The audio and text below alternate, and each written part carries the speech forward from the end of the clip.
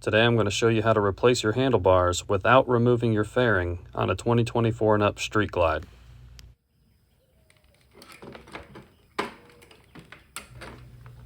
Now you just saw how simple it was to remove and reinstall the handlebars with the fairing still on the bike. Now this is a huge improvement over previous generations of the Street Glide. And in the rest of the video, I'll show you the entire process of changing out the handlebars. So the tools needed to do this job are 3/8 quarter drive torque wrenches and ratchets. We have a 1/4 inch ball end long reach hex bit. We have a 6-inch extension, T20, T25, T27, and 5/32 bits. We also have bent nose needle nose pliers and Phillips screwdriver, trim remover tool, and a pick to help with electrical connections. And most importantly, we have the Harley service manual, so we know how to correctly do this work. First thing we need to do, since we're going to be disconnecting electrical components, we need to remove the fuse. And in order to do that, we remove the saddlebag, the side cover, and make sure the fob is present. And we turn our run switch to run. Do not start it, just to run. And as soon as we hear that chirp, we can unplug the fuse. Once the fuse is removed, make sure that we turn that switch off so when we go to reinstall the fuse, the alarm doesn't activate. So the first thing we'll do is remove the windshield by removing the 4 T25 bolts, and then we'll remove the air duct cover assembly by removing the 4 T27 bolts. So once we've gotten those 4 bolts removed from the air duct cover assembly, we can go ahead and remove that. And then the next thing we'll need to remove is the air deflector assembly. It's held in with 1 T25 bolt and 2 clips, one here and one here. The best thing I found to release these clips is a pair of bent needle nose pliers. They allow you to get right in there, grab the clip, squeeze it, and you can pull out and it's released. Do the same thing on the other side. So now with that deflector removed, you might be tempted to remove these 2 T27 bolts, but those will actually be the last thing that we remove because we will need the rest of the fairing loose. And we want to sit on this side of the fairing so that when we remove those bolts, we can pull the fairing away and support it from this side. So those bolts also have captive washers on them. So if we tried to remove them now, they would bottom out against that plastic and we would not be able to back them out all the way. And the next step of the outer shell removal is to remove the 3 T27 bolts from each side of the fairing. If you have fairing mounted mirrors, to get to that top bolt, you'll just rotate the mirror out of the way. Now remove the 2 T27 bolts from this side of the fairing. Because the washers are captive, when you back them out, they bottom out against this plastic. So we'll need to remove one halfway, remove the other completely, and then go back and remove the other. We'll support the fairing here, pull it away, and then reach down inside, disconnect the headlight, and then we'll be able to remove that outer fairing shell completely. Now we have the outer fairing shell removed, and the only reason we've done that for a handlebar change is to disconnect the left-hand control module, the right-hand control module, and the throttle twist grip sensor connector. Back on this side of the fairing, we will need to remove the media tray and the dash panel. To remove the media tray, pop it open, and on each side there's a retainer that you can depress. And honestly, I just twist it to one side and then twist it back the other direction and it pops out. Then pull it forward, lift the front up, and then pull it straight out. So the first step to remove the dash panel is to remove this trim ring around the fork lock, and I will use a very soft plastic trim remover tool to do that. With the trim remover, we'll pop the front up first, and then there's a larger clip in the back. Just reach under there and pop it up as well. Under that trim ring are two number 2 Phillips screws. We'll remove those. And then on the side here, we have two 5/32 hex bit screws that we'll remove. So now that we've removed the 2 bolts and 2 screws from the dash panel, there are 2 retainers that we need to release. So be careful not to scratch the tank, but I just pull straight out each side and then it's released. Now you grab the bottom, and as you pull out, you're going to rotate it right out of position. Now we will remove the clutch lever assembly by disconnecting the electrical connector here and removing the 2 T27 bolts there. And do the same for the brake side.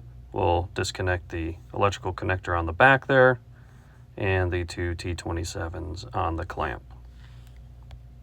Now it's important that the master cylinder doesn't get flipped upside down. So what I like to do is wrap a bungee around here and hook it to this bolt hole at the top of the fairing, and it will hang nicely in front of the speaker grill out of the way. With the clutch lever removed, we can now loosen the 2 T20 screws on the back of the control module. Now we can go ahead and remove the shell on the back of the control module. And with that out of the way, we see our electrical connections. We have one for heated grips and for the control module itself. To remove the electrical connectors, I like to use this pick. You can press there on the tab and pull up, and then do the same on the control module. It makes easy work of these electrical connections. And with those 2 done, you can slide the hand grip and control module right off the bar. Now we'll go ahead and repeat this process on the brake side. Now when you're going to remove these upper clamp bolts, you need to be careful to not scratch the lower radio trim. That's why I use this ball end with the long reach. Now it can still touch that trim, but I put electrical tape along here to protect that, prevent any scratching if it does get close enough to touch.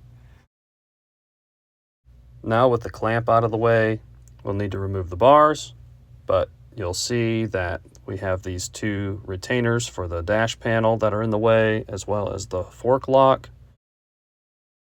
So we'll want to pull the bar out of the riser to the fork lock, and then push the right side of the bar towards the fairing. And really we want this lower side of the bar here as close to the fairing as possible.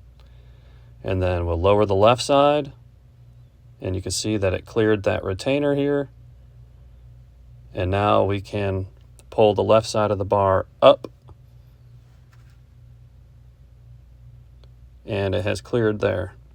So now slide the bar to the left a little and lower the right side as we lift the left side, and the right side is now clear of that retainer and the bar is free. And here's just a real-time clip of me removing the handlebar and reinstalling the handlebar, showing how easy it is. Now you'll move the internal wiring from one bar to another and then reinstall the bar. Now with the bars in place, I put the 2 lower clamp bolts in and tighten it down, finger tight. That's enough to hold the bar up.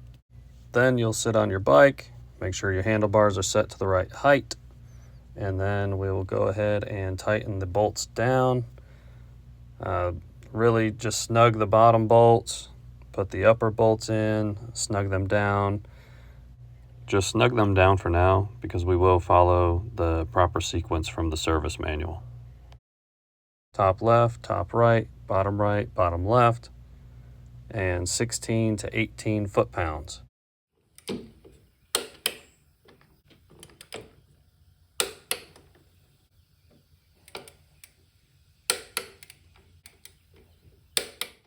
Now we'll make sure that our left-hand control module is connected, the right-hand control module, and the throttle. So now we have the heated grip cable pulled through the bar, and we'll take the grip and control module together and slide them onto the bar as one assembly. So we can go ahead and reconnect the heated grip as well as the hand control module, and then we'll double check to make sure they're fully seated and snug. Then we'll want to tuck any extra wiring into the bar because there is not enough room inside the control module. Now we can go ahead and reinstall the shell. We'll want to make sure that the screws are pulled out so that they don't bind. And then we have this alignment pin that needs to align with the hole in the bar. So we can go ahead and get the shell in place. Make sure that the clutch sensor cable goes through that slot on the shell. Rotate the control module around to make sure that we can align that pin to the hole in the bar. And we will hand tighten the two T20 screws. At this point, before tightening those all the way, we want to rotate the hand control module to a position that's comfortable so that our thumb can reach all the switches. Then we can go ahead and tighten the two T20 screws, 27 to 31 inch-pounds. Okay, so go ahead and reinstall the clutch lever assembly with the two T27 bolts, and we'll do the top first, 89 to 97 inch-pounds, and then the bottom to the same torque spec. Then we will reconnect the electrical connection on the back. And you want to make sure that the clutch lever sensor cable goes between the housing and the lever. You do not want to pinch it in the clamp. Now go ahead and repeat that grip and control module install on the brake side. Now go ahead and put the brake lever on and do the same as the clutch side. Same thing, two T27s here, top first, 89 to 97 inch-pounds, and the bottom to the same. And we will reconnect the electrical connector. To install the dash panel, we'll just grab the bottom and go in from the side, similar to how we removed it. And it should slide into place. And once it is, we have these two retainers that need to be snapped back in. So just push firmly and they should snap in.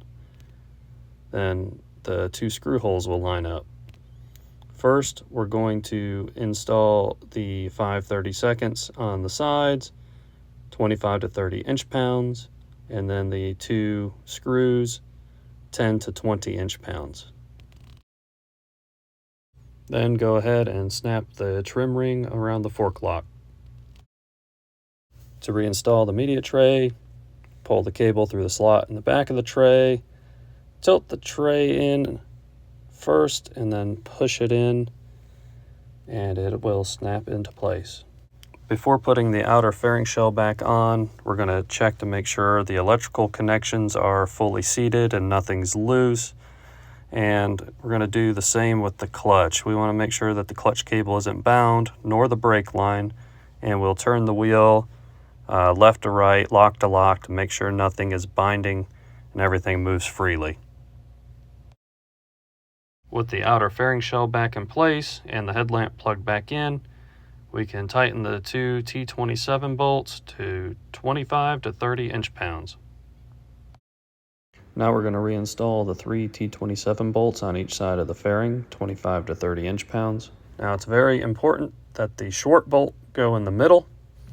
You do not want to put the long bolt in the middle because it will poke through the side of the fairing.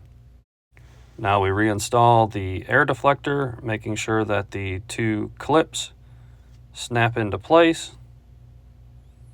And then we tighten the T25, 25 to 30 inch-pounds. Now reinstall the air duct cover assembly and torque the 4 T27 bolts, 25 to 30 inch-pounds. Let's go ahead and reinstall the windshield with the screws and rubber grommets. They are T25. If you have a tall windshield, it's 31 to 40 inch-pounds. And if you have a short windshield, it is 13 to 15 inch-pounds. Before reinstalling the fuse, we want to make sure the fob is present and the ignition switch is off. And then we can go ahead and put the fuse back in, and we will get 2 chirps of the alarm, which means it's disarmed. And that is how you change the handlebars on a 2024 and up Street Glide without removing the fairing.